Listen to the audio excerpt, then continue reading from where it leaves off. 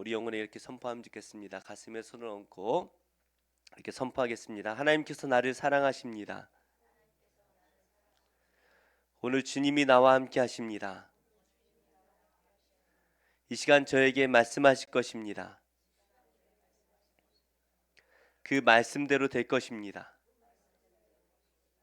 그 말씀대로 살겠습니다. 할렐루야. 네, 오늘 우리에게 말씀을 주시는 성령께서 말씀대로 살게 하실 줄로 믿습니다.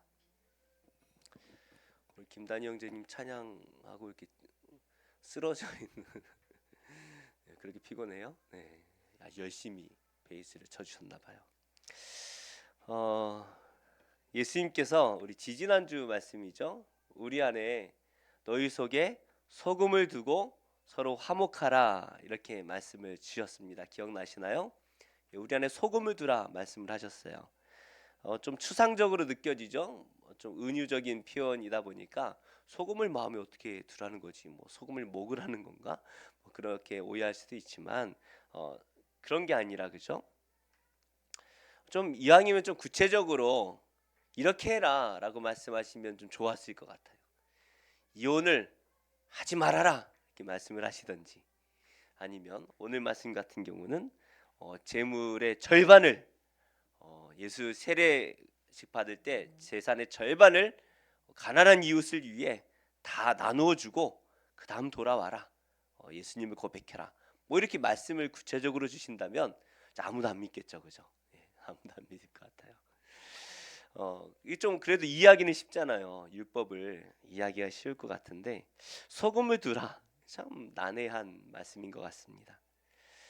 소금을 두라는 말씀은 우리가 어떻게 해야 된다라는 행동의 규칙을 율법적으로 주시는 말씀이 아니라 하나님의 백성다움을 가지라는 존재 자체에 대한 말씀이라고 제가 말씀을 드렸죠. 그래서 이전에는 죄의 자녀와 같이 살아갔다면 이제는 하나님의 자녀다운 하나님의 백성다운 삶을 살아내는 존재가 되어야 한다라는 것입니다. 그래서 우리의 존재가 바뀌어야 한다라는 거예요. 죄를 너무나 자연스럽게 짓던 너무나 자연스럽게 죄를 짓고 너무나 자연스럽게 욕을 하고 너무나 자연스럽게 악한 생각을 하던 우리가 예수 그리스도를 믿고 성령으로 변화가 되면서 하나님의 자녀가 되면 이제는 너무나 자연스럽게 선을 행하는 자가 되어야 한다라는 것이죠. 사람들이 우리를 바라보며 사람이 달라졌어. 저 사람이 교회 다니더니 사람이 달라졌어. 이런 말을 우리가 들어야 한다라는 것이죠. 그래서 우리가 지난주에 소금을 마음에 품고 살아가는 것이 어떠한 삶인지 도대체 어떻게 사는 것이 소금을 마음에 품고 살아가는 것인지 첫 번째 예로 이혼에 대한 이제 말씀을 예수님께서 우리에게 주셨죠. 그래서 이혼을 해도 된다, 하면 안 된다라는 말씀이 아니라 우리는 자유가 있어요. 이혼을 할 수도 있고 안 할 수도 있어요. 그러나 우리가 부부라면 나에게 주신 이 가정을 어떻게 해요? 예수 그리스도의 사랑으로 내 아내를 내 남편을 사랑하고 존중하며 살아갈 때에 그 부부가 이혼할 수가 없죠. 그러나 내 배우자가 간음을 저질러 버린다면 이미 찢어져 버린 것이기 때문에 그때는 참 어려울 것 같아요. 그래도 그리스도의 사랑으로 배우자를 대한다면 그 마음도 돌아오리라 생각합니다. 이것이 바로 소금을 마음에 품은 자의 삶이라는 거죠. 오늘은 예수님께서 우리에게 재물에 대한 말씀을 가르침을 주십니다. 그렇다면 소금을 마음에 품고 살아가는 하나님 자녀라면 우리는 재물을 어떻게 사용해야 되는가에 대한 말씀을 주세요. 우리 성도님들께서는 내가 예수님을 믿기 전에는 이렇게 재물을 사용했는데 내가 예수님을 믿고 나서 재물을 사용하는 것이 이렇게 바뀌었어요 라는 것이 있습니까? 그래서 어떤 분은 그렇게 말씀을 하세요. 우리가 예수님 믿은 가장 마지막 변화가 있어야 된다면, 가장 중요한 변화가 있어야 된다면 지갑이 변해야 된다. 지갑이 변해야 된다. 내가 내 재정을 어디로 흘려보내는가를 살펴봐야 된다라고 말씀을 하십니다.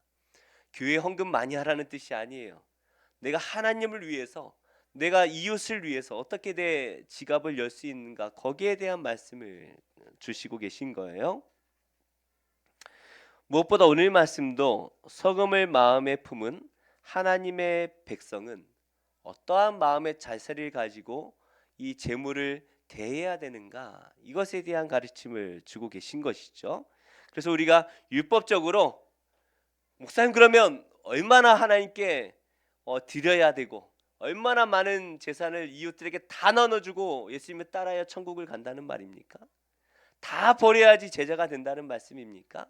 그렇게 이해를 하신다면 오늘 말씀을 잘못 이해하신 거예요. 이것을 율법적으로 받는 것이 아니라 우리의 마음가짐이 어떻게 변하는가에 대해서 말씀을 주시는 거죠. 오늘 말씀의 배경을 함께 좀 묵상하면 좋을 것 같은데요. 먼저 17절 말씀을 한번 같이 읽어보겠습니다. 17절입니다. 시작. 예수께서 길에 나가실새 한 사람이 달려와서 꿇어 앉아 묻자오되 선한 선생님이여 내가 무엇을 하여야 영생을 얻으리이까. 이 17절 말씀을 보시면 예수님께서 길에 계실 때 한 사람이 달려왔습니다. 달려왔어요. 허겁지겁 달려왔어요. 예수님이 지금 예루살렘 성읍 안에 계신 게 아니에요. 이제 막 요단강을 막 건너 오셨든지 건너기 전이시든지 뭐 그 정도 될 것 같아요. 근데 예수님이 어디 계시다라는 소문을 듣고 이 사람이 달려왔습니다. 어떤 말이요? 간절하게 예수님을 만나고 싶어 하고 있다라는 거예요. 지금 뭔가 예수님 안에서 해결되어야 될 아주 중요한 인생의 문제가 있어요. 그래서 예수님 앞에 달려왔어요. 그리고 그 사람이 예수님 앞에 어떻게 합니까? 꿇어 앉았다라고 말씀을 하고 있죠. 우리가 누구 앞에 꿇어 앉습니까? 존경하는 사람 앞에 꿇어 앉죠. 우리가 뭐 아무나 앞에서 꿇어 앉겠습니까? 아주 겸손한 태도를 보여주고 있습니다. 많은 율법학자들과 바리새인 서기관들이 예수님을 왜 따라다녔습니까? 비난하기 위해서 따라다녔어요. 뭔가 흠을 잡아서 고발할 것이 없는가? 어떻게 흠을 잡아서 고발해서 죽이기 위해서 예수님을 따라다녔어요. 그러나 지금 이 사람은 예수님 앞에 달려와 무릎을 꿇고 있습니다. 진심으로 예수님을 만나서 그 안에 뭔가 해결하고 싶은 문제가 있다라는 것이에요. 이 사람이 예수님을 급히 찾아와서 무릎을 꿇고 예수님께 무엇을 바라고 있습니까? 뭐 많은 걸 바란 거 아니에요. 뭐 대단한 걸 바란 것도 아닌 것 같아요. 지금 뭘 바라고 있어요? 내가 무엇을 하여야 영생을 얻으리이까? 내가 지금 뭘 해야 예수님 제가 뭘 해야 영생을 받을 수가 있습니까? 이거를 말하고 있는 거예요. 이 사람은 부자였습니다. 돈이 많은 사람이었어요. 마태복음 말씀에 보니까 청년이라고 나오고 또 누가복음 말씀을 보니까 관리라고 나와요. 이 관리라는 것은 지도자를 의미합니다. 어떤 거의 장. 그래서 이 청년이 뭐 동사무소 동장인지 아니면 구청장인지 시장인지 뭐 잘 모르겠습니다만은 하여튼 대단한 직분을 가진 사람이에요. 뭐 그러지 않으면 이 단어를 쓰지 않았겠죠. 그러니까 아주 젊지만 아주 중요한 높은 지위에 있는 사람을 의미합니다. 그래서 젊은 나이에 돈과 권력을 가졌잖아요. 젊은 나이에 철이 없을 때 젊은 나이에 열심히 노력해서 돈과 권력을 가지면 어떻게 돼요? 좀 교만하거나 거만하기가 쉬워요. 근데 이 사람은 지금 어떻게 하고 있어요? 예수님 앞에 무릎을 꿇고 아주 겸손한 모습을 하고 있다라는 것이에요. 그런데 이 부자 청년의 질문에 우리가 한 가지 꼭 짚고 넘어가야 될 것이 있습니다. 뭐라고 물어봤어요? 내가 무엇을 하여야 영생을 얻습니까? 예수님, 제가 뭘 해야 영생을 얻나요? 내가 뭘 해야 됩니까? 라고 묻고 있죠. 마치 내가 무엇을 하면 영생을 얻는 것처럼 생각을 하고 있다라는 거예요. 근데 우리가 복음서를 묵상하면서 이 예수님의 가르침을 우리가 계속 묵상하고 있는데 예수님께서 하나님 나라에 대한 복음을 우리에게 증거하실 때에 너희가 이렇게 해야 된다. 뭔가 새로운 계명을 주시기보다는 어때요? 너희는 하나님 나라의 백성이라면 이런 삶을 살아내는 자다라고 말씀을 하시는 거예요. 하나님 나라 백성이 이런 자다. 이런 사람이야. 이렇게 사는 자들이야 라고 말씀하시는 거예요. 이렇게 살아야 돼가 아니라 이렇게 사는 자들이야. 뭐가 다릅니까? 마치 우리는 무엇인가 열심히 선행을 하면 마일리지 적립되듯 막 1점, 2점, 3점 적립돼 가지고 한 100점 이상 적립이 되면 합격. 영생 합격. 그리고 한 200점 정도 되면 너는 아주 천국에서도 그 황금 면류관 그죠? 이거 받고 한 500점 이상 되면 이제 백부장, 1000점 이상 되면 뭐 만부장. 우리가 이렇게 생각할 수 있어요. 무엇을 해야 영생을 얻는다라고 생각하면 그럴 수 있죠. 그러나 예수님께서는 선한 일을 하는 것이 아니라 뭐라고 말씀하세요? 하나님을 믿는 우리 존재 자체가 이미 선한 자다라고 말씀을 하시는 거예요. 우리는 예수 그리스도를 믿고 영접하고 성령 안에 다시 태어나는 순간 우리는 어떤 자라고요? 선한 자로 다시 태어나게 된다라는 거예요. 그래서 예수님께서는 우리에게 너희는 소금이다라고 말씀을 하시죠. 소금이 짠맛을 내기 위해 뭘 노력합니까? 우리가 소금을 사와가지고 이거 짠맛을 내야지 하고 이거 뭐 펄펄 끓입니까? 아니면 어떤 화학 조미료를 넣어야 이게 짠맛이 납니까? 아니잖아요. 그냥 소금은 그 자체가 짠맛이에요. 짠맛밖에 없어요. 그 자체가 짠맛이에요. 이처럼 우리가 예수님을 믿는 자가 되면 우리 존재 자체가 짠맛이 된다는 거예요. 무슨 말이에요? 선한 자가 된다는 거예요. 그래서 우리가 세상이라는 곳에 나아가서 그곳에 녹아져 사라질 때에 우리가 가는 곳마다 어떻게 돼요? 짠맛이 흘러나가야 된다라는 것이죠. 그래서 우리는 선하게 살기 위해 노력하는 것이 아니라 우리 자체가 선한 자가 되기를 위해서 기도해야 되는 자들이죠. 부족하다면 주님, 제가 선한 삶을 살도록 도와주세요. 저를 변화시켜 주세요 라고 하나님 앞에 우리 존재를 놓고 기도해야 되고, 그럴 때마다 우리는 자연스럽게 회개하고 통회하게 되겠죠. 그런 면에서 이 청년이 선한 목자 되시는 예수님을 찾아온 것은 너무나 잘한 일이죠. 다른 데 가지 않고 선한 목자 되시는 예수님을 찾아갔습니다. 근데 예수님이 이상한 말씀을 하세요. 우리 18절 말씀 한번 같이 읽어볼까요? 18절 시작. 예수께서 이르시되 내가 어찌하여 나를 선하다 일컫느냐? 하나님 한 분 외에는 선한 이가 없느니라. 아니, 이 세상에 예수님보다 선한 분이 어디 계십니까? 아니, 선한 것을 여쭤볼 때 예수님보다 더 좋은 분이 누가 있겠어요? 당연히 예수님을 찾아오죠. 예수님이 이 땅을 회복하시고 또 우리를 구원하시기 위해 오신 메시아 아니십니까? 메시아.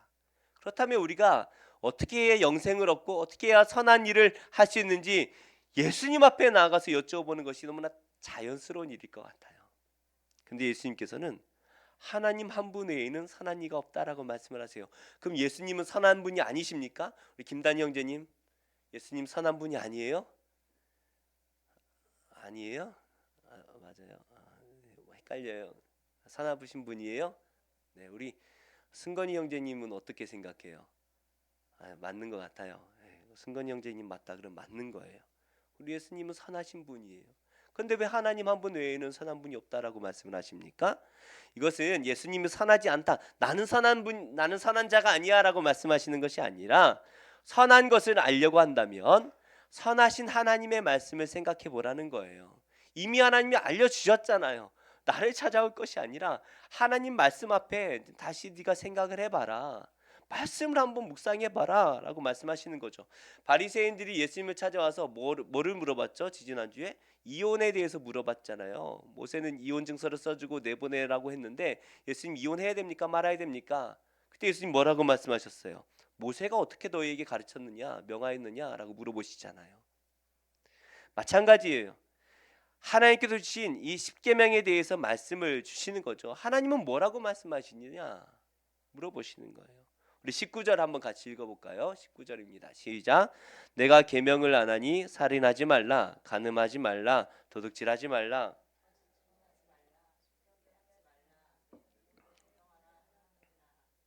우리 성도님들께서는 이 계명들, 이 5계명에서 10계명까지죠. 이 계명들을 하나하나 좀 보실 때 어떤 마음이 드십니까? 우리는 이 계명 앞에 부끄럽지 않은 삶을 살고 있나요? 살인하지 말라.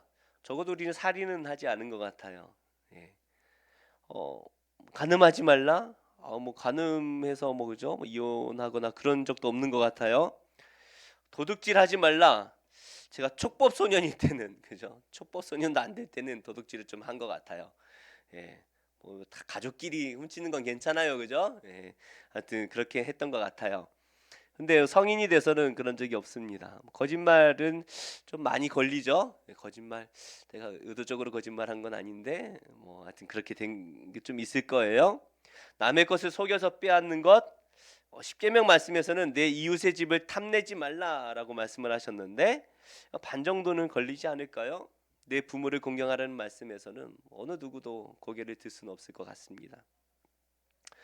어, 물론 예수님께서 우리에게 주신 말씀처럼 마음으로 욕하는 것도 살인죄다라고 하시면 다 걸려요, 그죠? 마음으로 한 간음도 간음죄다라고 하면 다 걸려듭니다. 근데 뭐 그렇게 아니다 할지라도 우리가 뒷부분에 좀 걸릴 것 같아요. 어찌되었든 이 부작 청년은 어릴 때부터 이 규례들을, 이 십계명의 규례를 철저하게 잘 지켜왔습니다.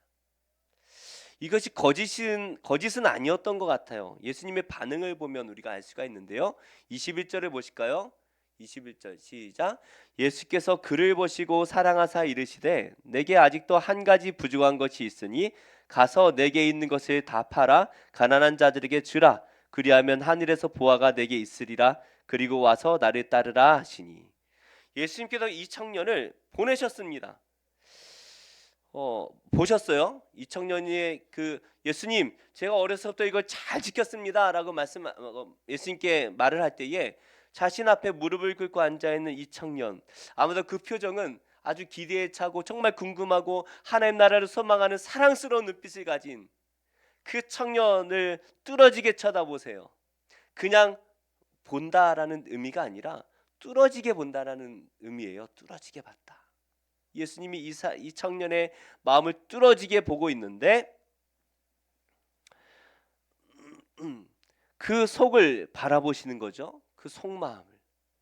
어려서부터 이 율법을 잘 지켰습니다라고 말하는 이 청년의 그 마음을 뚫어지게 바라보신 후에 그 청년의 마음을 다 아시고 그가 어떻게 살아왔는지를 아시는 예수님께서 뭐라고 말씀하세요? 사랑하셨다라고 말씀하시는 거예요. 이 청년을 사랑하셨다. 아가파오라는 의미인데 우리가 알고 있는 아가페의 사랑입니다. 아가페. 예수님께서 이 청년을 사랑해 주셨어요. 이게 무슨 말입니까? 우리가 몇 가지 좀 추정할 수 있을 것 같아요. 첫 번째로 이 청년의 질문 자체가 아주 순수했다라는 것입니다. 내가 잘해왔으니까 자랑해야지. 뭐 이런 의도가 아니었다는 거예요. 정말로 궁금하고 정말로 예수님 앞에 제가 어려서부터 그거는 잘 지켜왔어요 라는 그 말이 자랑하기 위해서 하는 말이 아니었다는 거예요. 정말 이 청년은 하나님을 사랑하는 마음으로 잘 해왔어요. 그 마음을 아시고 예수님이 이 청년을 사랑하셨어요. 그리고 이 청년이 이 율법을 지켜왔던 동기가 다른 바리새인이나 뭐 율법학자나 서기관들처럼 가식을 떨기 위해서 위선적으로 지켜온 게 아니라는 것을 예수님이 아신 거죠. 만약 위선을 했다면 예수님이 아시고 에이 가식 위선자야 막 이렇게 막 혼내셨을 거예요. 독사의 자식아 막 이렇게 혼내셨을지도 모르겠어요. 그러나 이 청년이 정말 잘 지켜왔던 거예요. 하나님 앞에서 하나님을 사랑하는 마음으로. 그래서 예수님이 이 청년의 마음을 뚫어지라 바라보시면서 사랑에 빠질 수밖에 없는 거죠. 하나님을 이렇게 사랑하고 정말 이렇게 열심히 율법을 지키려고 하는 이런 청년이 이 시대에 있나? 라는 생각이 드셨을까요? 너무나 사랑스럽게 바라보세요. 부자였고 아주 어릴 때보다 큰 권력을 가지고 있으니 좀 교만하고 거만할 법도 할 것 같습니다. 그러나 늘 겸손하게 하나님을 사랑하고 율법을 지켜왔어요. 그러니 누가 보더라도 이 청년은 영생이 보장되어 있을 것 같아요. 아마 자기도 그런 기대를 하지 않았을까요? 예수님 저 정도면 구원받을 수 있을까요? 이런 마음으로 예수님 찾아오지 않았을까요? 지금 예수님을 따라다니는 사람들 한번 보세요. 병든 자들, 가난하고 소외된 자들, 세상 사람들이 저 죄인 무슨 죄를 지었길래 저렇게 됐을까라고 손가락질하는 사람들, 또 매국노들 뭐 이런 사람들을 바라봅니다. 12제자 가운데도 세리가 있었죠. 뭐 12제자뿐만이 아니라 70명의 제자가 있었고 예수님을 따르는 수많은 여인들과 많은 무리들이 있었는데 그들을 바라보면 7귀신 들렸던 마리아도 있습니다.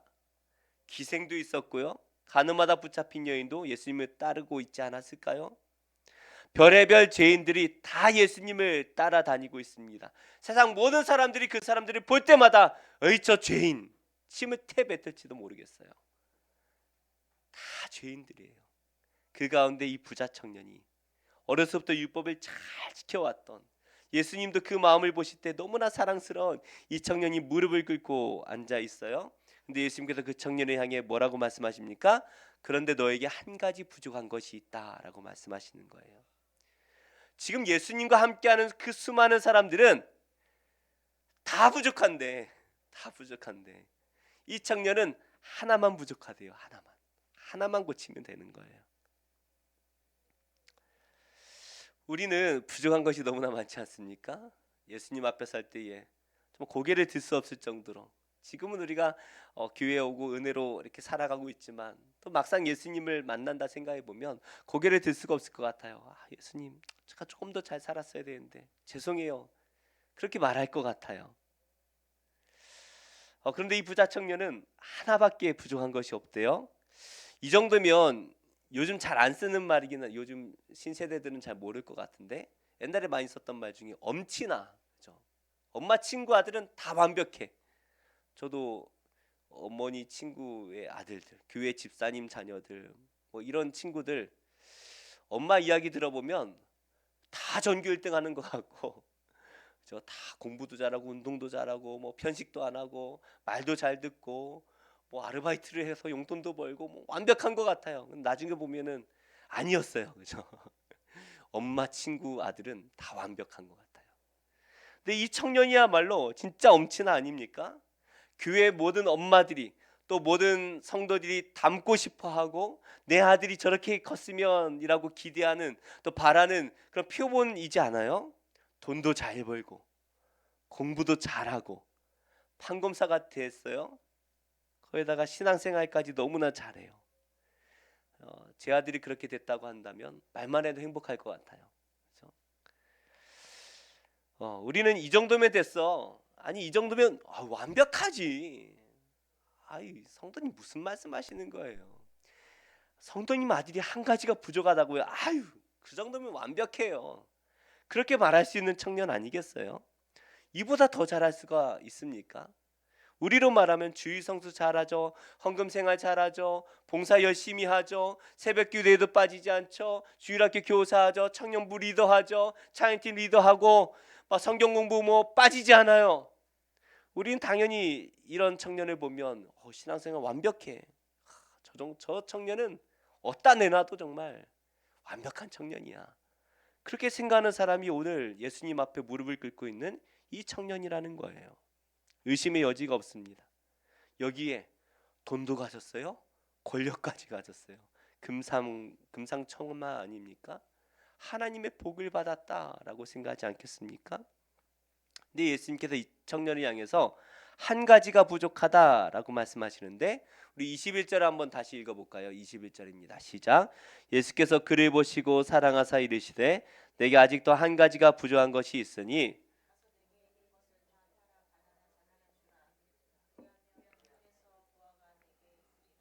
그리고 와서 나를 따르라 하시니, 이 말씀은 이 청년을 시험하기 위해서 예수님께서 그래 네가 그렇게 잘났어? 이것까지 한번 해봐라고, 못할 걸 알고 예수님이 시험하신 게 아니에요. 예수님 그 사랑하는 자를 그렇게 시험하시겠습니까?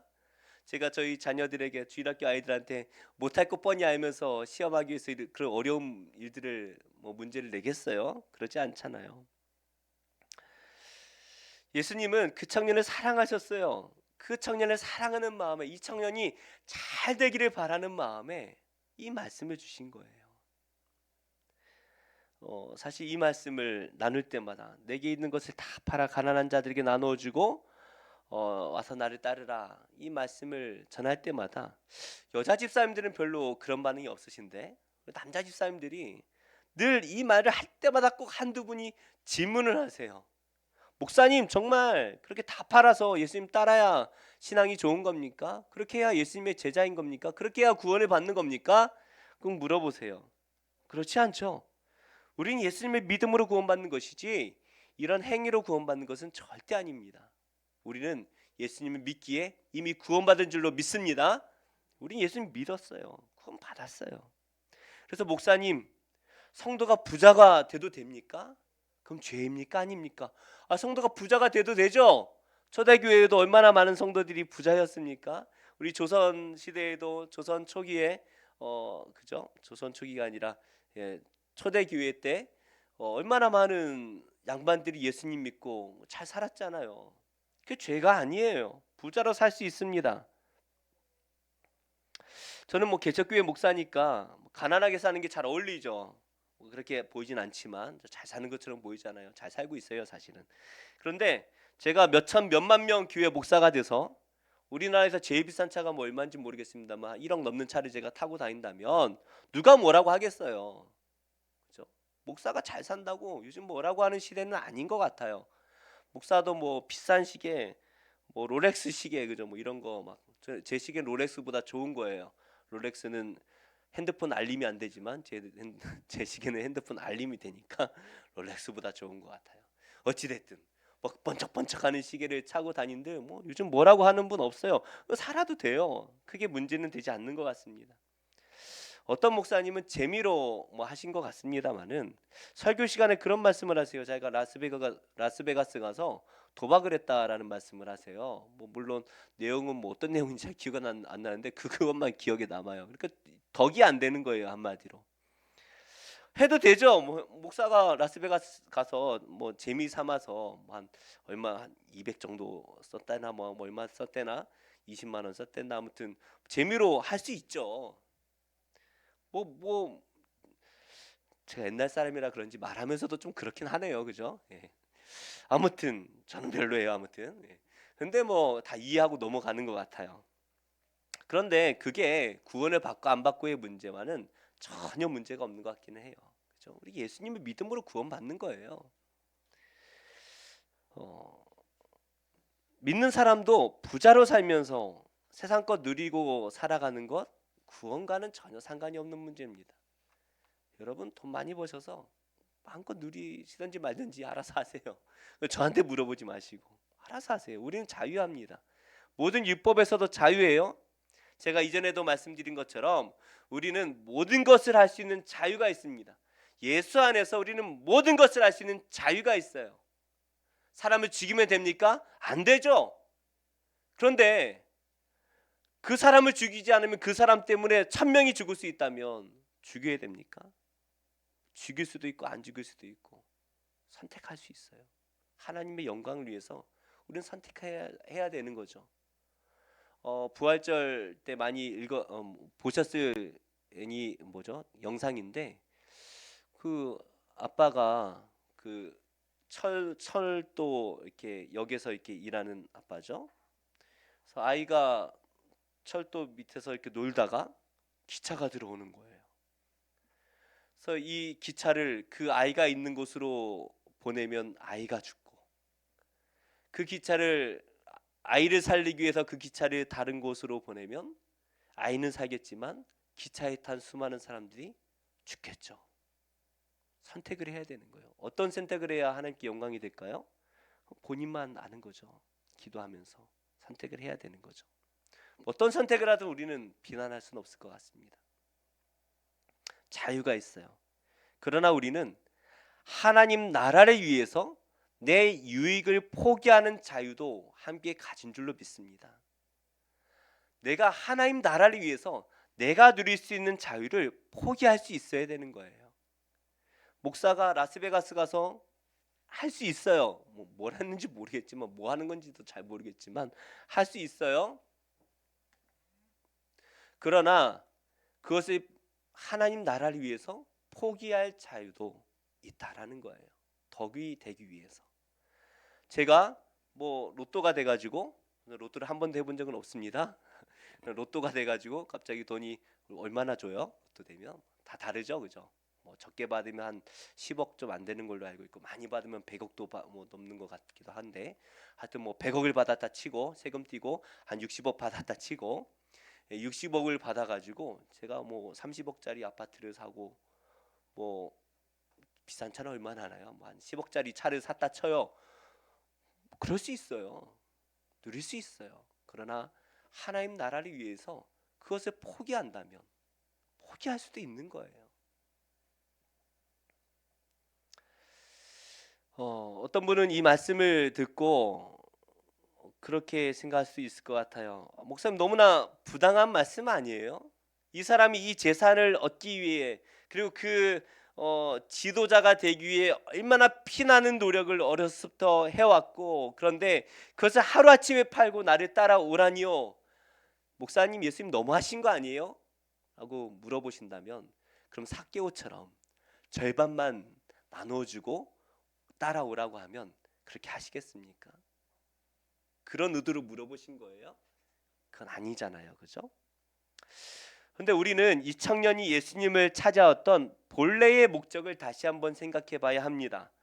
청년이 바란 것은 단 하나예요. 다시 17절 말씀을 한번 읽어보면 예수께서 길에 나가실 때 한 사람이 달려와서 꿇어 앉아 묻자오되 선한 선생님이여 내가 무엇을 하여야 뭘 얻습니까? 영생을 얻으리까? 지금 이 청년이 뭘 구하고 있어요? 영생을 구하고 있어요. 하나님 나라에서 영원히 사는 그 생명을 구하고 있어요. 하나님 나라를 제가 무엇을 하면 하나님 나라를 얻을 수가 있습니까? 라고 물어보고 있는 거예요. 영원한 생명을 물어보고 있는 거예요. 그래서 예수님께서 이 청년에게 하나님 나라를 얻으려고 하면 하나님 나라에서 네가 정말 잘 살려고 하면 이렇게 하면 돼라고 이 청년을 사랑하는 마음을 알려주신 거예요. 다 팔아서 가난한 자들에게 나누어 주면 무엇을 준다라고 말씀하십니까? 하늘에서 보화가 내게 있으리라. 하늘의 보화가 너에게 있을 것이다. 하나님 나라를 소망하면서 어떻게 하면 제가 하나님 나라의 백성이 될 수 있습니까? 하나님 나라에 들어갈 수 있습니까? 라고 물어보는 이 청년을 향해서 네 재산을 다 팔고 가난한 자들에게 나눠주고 나를 따라오면 하늘에서 너를 위해 큰 보화를 하나님이 준비하실 거야 라고 이 청년을 사랑하시는 마음으로 이 청년을 위해서 지금 말씀해 주신 거예요. 우리가 부자로 사는 건 죄 아닙니다. 열심히 일한 만큼 우리는 부를 누리며 살게 됩니다. 그게 세상의 원리예요. 열심히 일하면 부를 누리며 살게 되는 거예요. 세상에서 성실하게 노력하면 세상에서 보화가 우리에게 주어집니다. 마찬가지예요. 우리가 하나님 나라를 위해서 성실하게 살아가면 이 땅에서 하나님 나라를 위해서 우리가 열심히 살아가면 하나님 나라에서 보화가 우리에게 주어지는 거예요. 너무나 당연한 원리 아니겠어요?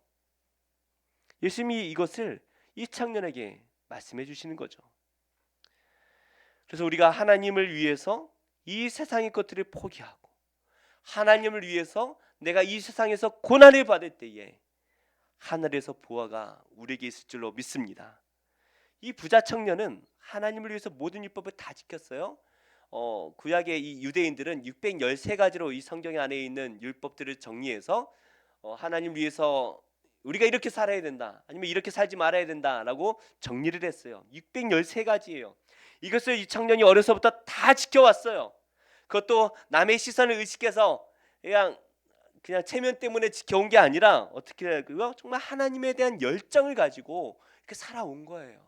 예수님이 이 열정을 아시기에 이 청년의 열정이라면 이 정도는 할 수 있다라고 생각하시고 그 청년을 사랑하는 마음으로 네가 정말 하나님의 나라를 사랑하는구나. 그렇다면 너의 재산을 다 팔아 오라 말씀하시는 거예요. 네, 이 말씀을 들은 청년의 반응이 어떻습니까? 우리 22절 한번 같이 읽어볼까요? 22절입니다. 네, 22절이요. 그 사람은 재물이 많은 고로 이 말씀으로 인하여 슬픈 기색을 띠고 근심하며 가니라. 이 말씀을 좀 원어에 가깝게 순서를 좀 바꾸어 보면 이렇습니다. 그러나 이 사람은 이 말씀으로 인하여 슬픈 얼굴을 했고 슬퍼하며 떠나갔습니다. 예수님께 정말 뭔가 나를 정말 잘 살아왔잖아요. 그죠? 열심히 살아왔잖아요. 그래서 한 가지만 하면 돼라고 말씀하실 때 그 한 가지만 하면 되는구나라고 하고 이 청년이 예수님 앞에 기대를 했을 거예요. 예수님도 눈에서 그 청년을 바라보며 사랑하는 마음이 꿀이 뚝뚝 떨어지고 있고 청년도 예수님을 바라보며 꿀이 뚝뚝 떨어지고 있는 이 좋은 만남 속에서 예수님이 청년을 향해서 너의 재산을 다 팔아서 가난한 자들에게 나눠주고 그 다음에 나를 따라와. 그러면 하늘에서 너에게 상급이 클 거야 라고 말씀하시는데 이 말씀을 딱 듣자마자 청년이 어때요? 이 말씀으로 인해서 슬픈 얼굴을 했다. 그 말씀을 듣자마자 얼굴빛이 갑자기 슬퍼졌어요. 그리고 슬퍼하며 떠나갑니다. 왜 그래요? 이 청년이 재물이 많았기 때문이다라고 말씀을 하고 있죠. 이 청년이 구한 것은 하나님 나라였습니다. 부자가 되는 법, 좋은 직장을 얻는 법을 구하며 예수님 앞에 엎드린 게 아니었어요. 말 그대로 하나님 나라를 구하며 왔어요. 하나님의 나라를 구하는 그 청년에게 예수님께서는 하나님 나라의 부활을 얻는 방법을 알려주셨어요. 그 청년이 원하는 대답을 잘 설명해 주신 거예요. 사랑하는 마음을 담아서. 네가 이렇게 하면 이 땅에서 네가 존귀와 영광을 받고 있지만 네가 이렇게 하면 하나님 나라에서 존귀와 영광을 받을 거야 라고 사랑하는 마음을 담아서 알려주셨어요. 근데 이 청년의 얼굴빛이 변했습니다. 왜 그렇습니까? 눈에 보이지 않는 하나님 나라를 위해서 이 땅에 있는 자신의 많은 재물을 포기할 수가 없었기 때문이죠. 이 재물들을 내가 어떻게 얻었는데, 이 권력을 내가 어떻게 가진 것인데 이걸 포기할 수 없어 라고 생각을 한 것 같아요. 믿음의 분량이 사람마다 다르죠. 목사도 돈을 사랑하는 분들이 계셔요. 그러나 예수님을 처음 만났는데도 너무나 은혜를 많이 받아서 그날 자신의 재산을 다 팔아서 가난한 자들에게 나누어주고 살아가는 분들도 있어요. 실제로 대형 로펌을 떠나서 선교지를 향한 형제도 있고, 개인 병원을 청산하고 선교지에 가서 의료 선교 봉사를 하는 치과 선생님도 계십니다. 그래서 한국에 계셨으면 삐까뻔쩍하게, 강남에다 하나 차렸으면 삐까뻔쩍하게 잘 살 수 있는 분이 동남아에 가서 그 어려운 아이들 치료받지 못하는 시골, 동남아 시골 가면 정말 그런 나라가 다 있나 싶을 정도로 그렇더라고요. 잘 사는 동네 가면 정말 잘 사는데 그렇지 않은 동네는 정말 힘들어요. 병원 한번 가지 못하는, 병원이라는 곳이 우리 저 잠옷실보다 이거 한 절반도 안 될 거예요. 약국 같이 생겼어요. 우리나라 조그만 약국처럼 생겼는데 병원이래요. 그것도 시내 나가야 그게 하나 있는. 그래서 안 가요, 병원을. 그런 동네에 트럭을 하나 사가지고 치과 치료 도구들 다 집어넣고 치과 레지던트 학생들 월급 주면서 그날 불러서 돌아다니면서 가난한 아이들을 치과 봉사하는 분들이 계셔요. 그분들을 보면 사람들이 뭐라고 말합니까? 어이 저 바보 같은 놈, 강남에다 차리면, 평촌에다 차리면 잘 될 텐데, 아이 하다못해 이 일본가에다 차려도 잘 될 텐데, 아유 저 바보 뭉치기 같은 놈. 그 의료 선교하는 많은 분들이 제일 많이 반대하는 사람이 누구인지 알아요? 부모님이래요. 부모님. 내가 널 어떻게 키웠는데, 그 비싼 의대 학비 내가 어떻게 대가면서 키웠는데 네가 뭐 어디 간다고? 아프리카 어디? 이름도 듣지 못한 거기 왜 가 네가? 그렇죠. 바보죠, 바보. 참 어리석습니다. 그런데 그분들이 왜 그렇게 바보같이 어리석게 행동을 합니까? 10장 15절 말씀을 우리 한번 같이 읽어볼까요? 시작. 내가 진실로 너에게 이르노니 누구든지 하나님의 나라를 어린아이와 같이 받들지 않는 자는 결단코 그곳에 들어가지 못하리라 하시고, 하나님 나라는 내가 판단하는 곳이 아니라는 거예요. 어린아이처럼 이 하나님 나라를 받아들이는 자에게 하나님 나라가 주어진다라고 말씀하십니다. 어린아이들은요 판단하지 않아요. 부모가 삶의 전부잖아요. 그러니까 부모의 말에 그냥 순종합니다. 야 너 이리 와 그러면 와요. 어린아이들은 그래요. 근데 이 아이가 좀 머리가 커가지고 이제 사춘기가 되면 어떻게 해요? 아 누가 좀 와봐 그러면 왜요? 저 할 말이 있어서 와. 뭐 해줄 건데요? 그렇게 말하는 거예요. 아이들은 안 그런데 크면 변해요. 그렇게 하나님을 믿고 순종하는 것이 그냥 어린아이처럼 하나님께서 말씀하시면 네 아멘 하고 순종하는 것이 어디라고요? 하나님 나라라는 거예요. 그런 자들만이 하나님 나라에 들어갈 수가 있다라고 말씀하시는 거예요. 말씀의 결론을 맺겠습니다. 우리 한국 교회에 참 능력이 많이 사라진 것 같아요. 제가 어릴 때만 해도 병 나았다라는 간증은요 수도 없이 들었죠. 그죠? 80년대 90년대 초만 해도요 우리 권사님들 집사님들 간증이 막 차고 넘쳤던 것 같아요. 근데 어느 날부터 이런 간증들이 점점 사라지고 있는 것 같습니다. 왜 이런 능력이 사라지고 있습니까? 왜 이제 능력이 없습니까?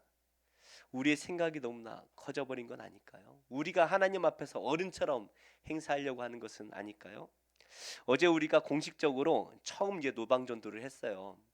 어, 참 걱정도 많이 됐고 저를 걱정스럽게 만드는 한 자매가 옆에서 계속 걱정이 되게 했어요. 며칠 잠을 못 잤어요, 사실은. 예. 혼자 금요일 날 여기 와서 또 기도하면서 들었던 마음이 하나님이 하라고 하시니까 하는 거지 뭐. 사실 노방전도 한다고 제가 1년 동안 제가 3년 반을 노방전도를 해봤는데 한 분 오셨어요. 노방전도 하면서 제가 노방전도 때문에 왔어요라는 분이 두 분, 제가 직접 전도한 분 한 분이랑 다른 분이 한 분, 딱 두 분 오셨어요. 그러니 뭐 되겠어요? 안 되죠. 그런데 우리는 해요. 왜요? 예수님이 하라고 하셨으니까. 그냥 하는 거예요. 예수님의 말씀이니까. 너무나 비효율적이죠? 그러나 예수님 말씀대로 하는 겁니다. 그냥 순종하는 거예요. 계산해 보면 답이 안 나오지만 하나님이 하라고 하신 것이기 때문에 그냥 우리는 아멘하고 순종하는 겁니다. 다니 형제가 저기 앉아 있네요. 어릴 때 전도를 참 잘했어요. 기억이 나는지 안 나는지 몰라. 안 날 거예요. 선희 형제보다 좀 작을 때. 그래서 저기 드려 그러면 가서 전도지 드리고 예수 믿으세요 뭐 이러면서 드리고 잘했어요. 노방전도 하면요. 얼마나 잘했는지 몰라요. 그리고 초등학교 가서는 1학년, 2학년, 3학년 때 교회에서 친구 초청 잔치 하면은 잘해왔어요. 뭐 전도상 많이 받고 그랬던 것 같아요. 그 중에 지금까지 신앙생활 잘하고 저보다 신앙이 좋은 것 같아요. 그렇게 잘하는 친구도 있어요. 근데 크니까 자기 생각이 생기면서 잘 안 하더라고요. 누구 데려와봐, 전도해봐 하면 안 온대, 안 한대, 안 한대, 그래서 안 해요. 모태 신앙이라 그런 것 같아요. 모태, 그죠? 성령께서 우리에게 여러 말씀을 주십니다. 그 말씀 앞에 우리가 기쁨으로 순종하는 분도 계실 거고, 어떨 때는 하나님 그거는 좀 그렇잖아요. 그래서 하나님이 나한테 무슨 응답을 주실까봐 걱정이 되는 분들이 계세요. 하나님이 자꾸 저한테 부담되는 마음을 자꾸 주세요. 그래서 응답 주실까봐 걱정하시는 분도 계셔요. 저도 하나님께서 주시는 마음 가운데 애써 잊으려고 하는, 애써 안 들은 척하려고 하는 그런 말씀들도 있습니다. 하나님 저 그건 못할 것 같아요. 제가 목사지만 하나님 그건 좀 너무하신 거 아니에요? 그건 못할 것 같아요 라고 말은 안 하지만 주시는 말씀을 거절한 것이 너무나 많아요. 그러나 우리 하나님 아버지께서 우리에게 말씀하실 때 그것은 우리의 영혼에 유익하기 때문에 우리의 영혼이 잘 되기를 바라는 마음에 우리에게 주시는 말씀이라고 믿으시기를 축복합니다. 그리고 또 하나는 우리가 할 만하니까 시킨 거예요. 우리가 자녀들한테 뭐 일을 시킬 때 그 아이 입장에서는 억울하고 힘들고 못할 것 같지만 우리는 알잖아요. 할 만하잖아요.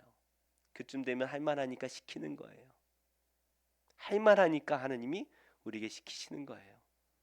성령께서 하나님께서 우리에게 어떤 말씀을 주십니까? 할 만하니까 주시는 거예요. 그 말씀에 순종하면 우리 안에 하나님 나라가 세워지고 내가 하는 것이 아니라 누가 하십니까? 하나님이 하시죠. 하나님이 하시는 것을 보게 되는 것입니다. 이 부자 청년이 정말 그 재산을 팔아서 예수님을 따라갔다면, 예수님을 따라다니며 하나님 나라가 세워지고 하나님의 능력이 나타나는 것을 예수님 곁에서 볼 수가 있었을 텐데 근심하며 돌아갈 때 그냥 더 이상 예수님을 바라보지 못하게 되었겠죠. 우리는 어떻습니까? 오늘 말씀을 대하는 참 우리의 마음이 무겁습니다. 그러나 하나님께서 우리에게 어떤 말씀을 주시든 아멘하고 순종한다면 우리는 하나님 나라를 이 땅에서 보게 될 것이고 세워 나가게 될 것이고 우리를 통해서 우리 주변에 죽어가는 많은 영혼들이 돌아오는 역사가 있을 줄로 믿습니다. 이렇게 순종하는 우리 모두가 되기를 예수님의